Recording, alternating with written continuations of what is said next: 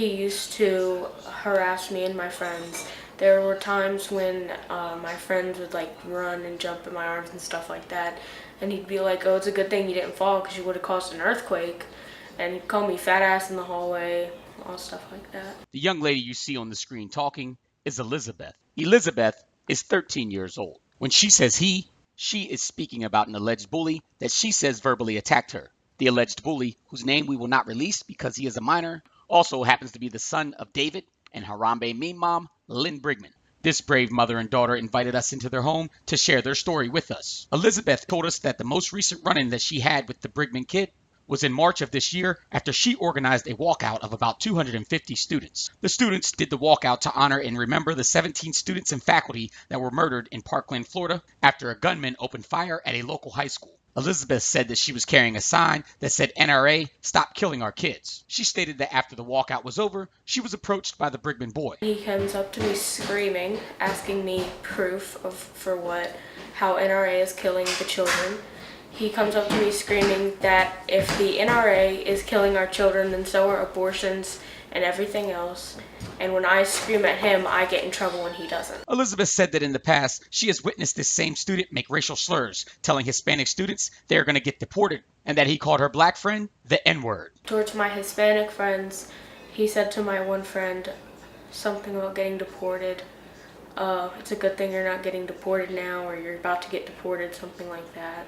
And then when my friend accidentally hit him with a basketball, she's Hispanic, he said, "You dumb, stupid, E-word, you dumb Mexican." My friend who's black, he said, "You must have sat out on Thanksgiving because KFC was closed." And then to my other friend who's black, he said, "You're a dumb N-word."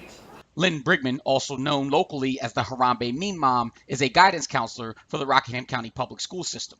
And it is believed by the students and the parents of the students claiming to have been harassed by her son that the mother uses her position to shield her son from punishment within this school system. We have asked members of the school board and Superintendent Oscar Scheichel if this is true, but they did not confirm nor deny the allegations. But in both of the last two complaints that Breaking Through has received, the students claim the Brigman kid would tell his alleged victims this. I witnessed him yelling at them, telling them that his mom could F up their lives. In the last case, the parent of the alleged victim, Ms. Sarah Stroupe, said David Brigman called her and cursed her out for contacting his wife about the alleged bullying by his son. In Elizabeth's case, David Brigman didn't even bother to contact Elizabeth's mother. Instead, this 56-year-old man went on Instagram. Yes, folks, you heard me correctly. David Brigman went on Instagram and contacted this 13-year-old girl. How creepy is that? Here's what his Instagram message to Elizabeth said. "Elizabeth, this is Mr. Brigman, Ryan's father. Ryan had zero to do with any friend of yours being suspended. You would be well advised not to send further messages to Ryan or any of his friends." Elizabeth's mother, Monica Stevens, said her daughter is very opinionated, but was taught to respect everyone's political views, and with good reason, since the mother and daughter have very different political views. Totally opposite. I love President Trump. She hates him. And we've had some heated debates at home, but I love her. She loves me, and we choose to focus on what we have in common than our political differences, and we'll debate it sometimes.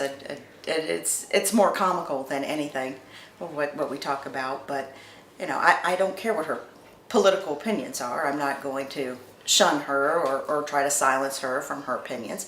I respect her opinion and she respects mine, and that's the way it should be. Monica said when the incident first happened, she did not pursue the alleged bullying with the schools, but as she learned more and more about the Brigmans and saw our reports on Brigman and bullying, she felt she needed to act, and she did. Monica said she thinks the Brigmans are capable of extreme violence. We just kind of let it drop. We were upset about it, but we really didn't know what to do about it. Yeah. And feeling like it was an isolated incident, I didn't really think it was any need to move forward with it. But then as we've learned more and learned more about Mr. Brigman and what kind of person he is, now it's very concerning. Because, I had told Elizabeth when she first come home and told us what was going on, I said, this boy, he reminds me of the kind of kid that would come to school with a gun and start shooting up people. Because it just seems like he's so radical. And then after what I've learned about his father, I wouldn't put it past either one of them to come into the school and start shooting up people. It's scary. Folks, if the accusations are true, no child should have to endure this kind of treatment. And a 50-something-year-old man should never contact a 13-year-old girl on Instagram. The school administrators, the school board, and the superintendent of Rockingham County Public Schools, Oscar Scheichel, are all aware of this incident. Thanks to Monica and her daughter Elizabeth and Miss Sarah Stroupe and all of the other brave parents and children that are coming forward to tell their stories. To our knowledge, thus far, the Rockingham County Public Schools have failed to act against Mr. Brigman, his son, or their own employee, Harambe Mimam Lynn Brigman. The important question here is, what is it going to take for them to act and correct this situation? Whatever it takes, let's hope it's not too little, too late. In Rockingham County, Theodore Whitelow for Breaking Through.